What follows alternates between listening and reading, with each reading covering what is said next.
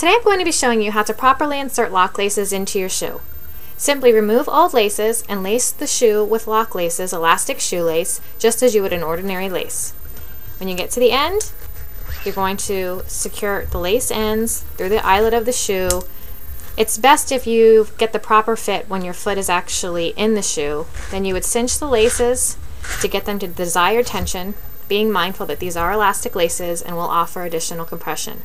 Then you take the lace ends and you thread the lace ends through the cord lock. It's very simple.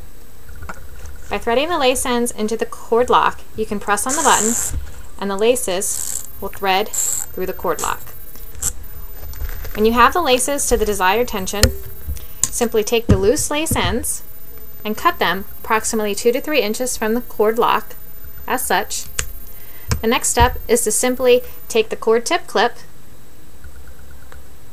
insert the lace ends into the clip, positioning them to the very end of the clip, snap it into place, and your lock laces are securely fastened for the life of the shoe. Thank you for using lock laces.